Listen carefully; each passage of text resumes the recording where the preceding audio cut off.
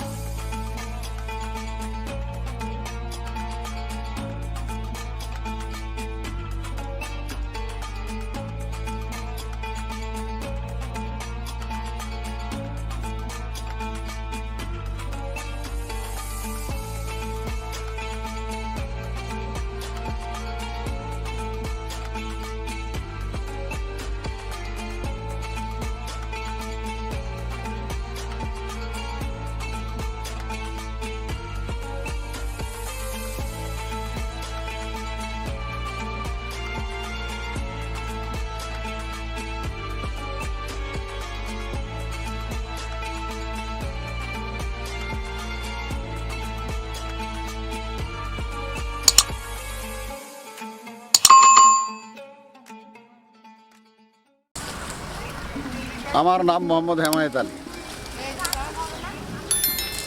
জেলা মুজিবনগর, উপজেলা মুজিবনগর, মেহেরপুর, গ্রাম গোপালনগর। আমি 2008-9 সালের থেকে এই গাড়লের চাষ শুরু করছি। পয়লা 16 টানে শুরু করছি, বর্তমানে পালে এখন 75টা।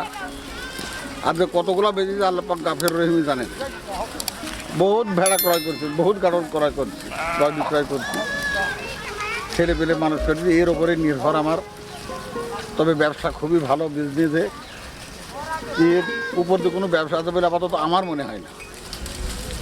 তারপর যার যেটা পছন্দ, যার যেটা খুশি খেয়াল খুশি নেয়।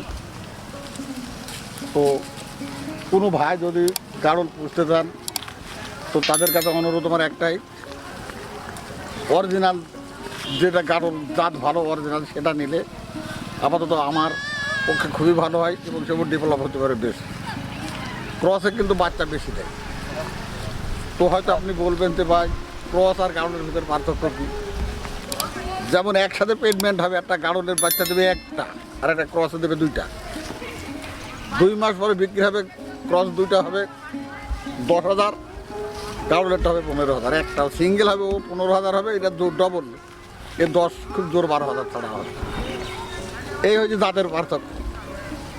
ওর নিচে আর এক জাত আছে 3-4টে বাচ্চা দেয়, পাবনাট বলে ওকে। ওর তো কোনো তুলনা হয় না, 2,500 3,000 এই দাম। তো এই তো ব্যাপার, আল্লাহ আমাকে রাখছে ভালো, আমি আসি ভালো। বয়স হয়েছে, আমি আর তুলতে পারিনি এমন, এই 19 পাট নিয়ে চড়াই। তো গাড়ল বোঝা আমার রাখা সম্ভব হয় না, তো পাটি সেরকম পালে আমি পুরাটাই বেঁচে দিই। কৃষিকাজ করতে করতে হঠাৎ খেয়াল হলো 2000-এ বিদেশ যাব। তো দুবাই গেছিলাম, ওখানে দীর্ঘ 9 বছর ছিলাম। ওখানে গাড়ল জনকে দুম্বা বলা হয়, তো সেম একই জিনিস, একই কেস। ওখানে আমি পরামর্শ করে দিই দাম কেমন কী ব্যাপার। তো ওখানে থাকি মনে একটা উদ্বেগ বা শখ জাগলো যে এই জিনিস চাষ আমি বাড়িতেই করি। তো এসে দেখলাম এই জিনিস ম্যানেজ করা খুব মুশকিল ছিল আপাতত ওই সময়। এখন অ্যাভেলেবল হয়ে গেছে, এখন পাওয়া যায়। তো আমি বহুত চেষ্টা করার পরে প্রথমে 11টা কিনি, 11টার পর 16টা গাড়ল কিনি, 6,000 টাকা পিস। তো তাই থেকে শুরু করে এই টুকটাক চলতে আল্লাহ পাকে একজন নিয়ে এসছে, এই কাজ করতে চাই। আমার খামার এখন 45টা মা ভেড়া আছে। তো এরা বছরে ধরো 45 দোকানে কত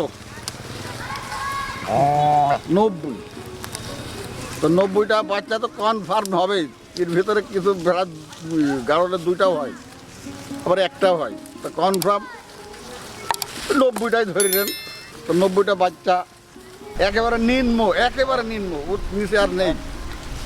দাম হবে 8,000। হিসাব রাখেন কত হইতে পারে 90টা বাচ্চা। এটা আপনার মরা ধরা কেমন আছে? মরে ধরা বাচ্চার কোনো সমস্যা নেই, বাচ্চা খুব মরে কম, মরে না এমনটি নয়। যান যখন আছে বাপ তার মৃত্যু তো আছেই, কম বেশি মরে। বছরে 90টা বাচ্চা পাই, যদি 9,000 10,000-ও বেশি, তবে 9 লক্ষ 10 লক্ষ টাকার বাচ্চা এমনি বিক্রি হয়। চাচা, এবার আপনার জানতে চাচ্ছি যে এই গাড়লগুলো আপনারা মানে গাড়লগুলো কী ধরনের খাবার দিচ্ছেন? গাড়ল কী ধরনের খাবার খান? গাড়ল এমন কোনো পৃথিবীর কোনো বস্তু নাই দেশে খায় না, সবুজ ঘাস মাত্রই, প্রত্যেকটা সবুজ জিনিস মাত্রই খায়। পানিতে নেমে খায়, ড্যাঙাতেও খায়, জলেও স্থলে সব জায়গাতে খায় ওরা। তবে নেশা অন্তরে নেশা ঘাস খাইলে একটু কৃমির উপদ্রব বেশি, ঘন ঘন কৃমির ঔষধ খাওয়াতে হয়। তাছাড়া বিচারে এখন যেমন খাদ্যের সমস্যা, খড় কুটা, ধানের কুড়ো, গমের শুকল, ভুট্টা এগুলা দিলে ওরা খুব ভালো খায়, চিটে গুড়। আচ্ছা, অনেক অঞ্চল আছে যে অঞ্চলগুলোতে দেখা যাচ্ছে যে তাদের পানি ওঠে, তারা যদি আপনার গাড়ল লালন পালন করতে চায় এবং তারা যদি বাড়িতে বেঁধে লালন পালন করতে চায়, তাহলে কি তারা লাভবান হতে পারবে? হ্যাঁ, ইনশাআল্লাহ, অবশ্যই অবশ্যই। তাহলে আমি আপনার কাছে জানতে চাচ্ছি যে গাড়লের মূলত গাড়ল যদি বাসায় লালন পালন করে তাহলে কত টাকা খরচ হতে পারে? 10টা গাড়ল যদি বাসায় লালন পালন করে প্রতিদিন কত খরচ হতে পারে? 10টা গাড়ল যদি প্রতি বাসায় খরচ করেন,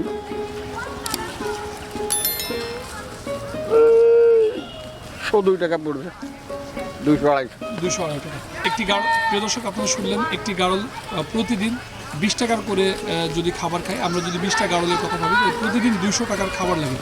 আচ্ছা, বাসায় যদি বাইরে যদি গাড়লকে খাবার খাওয়ানো না হয় এবং বাসায় যদি গাড়ল পুষতে হয়, তাহলে প্রতিদিন আপনার কয় বেলা খাবার দিতে হবে এবং কি কি খাবার দেওয়া যায়?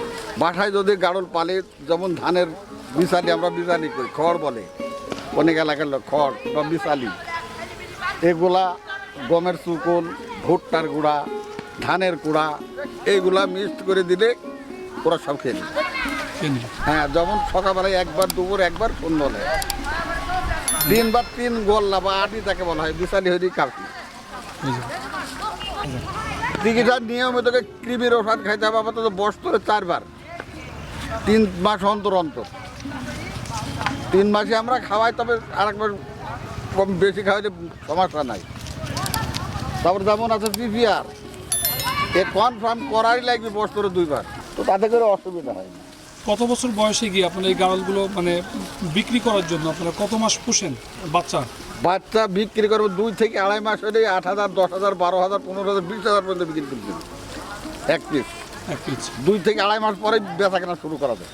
আচ্ছা, তাহলে আমরা যদি বলি 90 পিস বাচ্চা যদি আমরা 20,000 টাকা না, আমরা 15,000 টাকা করেও ধরি, তাহলে 15,000 ছাড়ে না, আপনি 12,000 ধরেন। 12,000 ধরি। 90 পিস বাচ্চা যদি আমরা 12,000 টাকা, 10,000 টাকা করেও ধরি, তাহলে বছরে আমরা 9 লক্ষ টাকা পাই।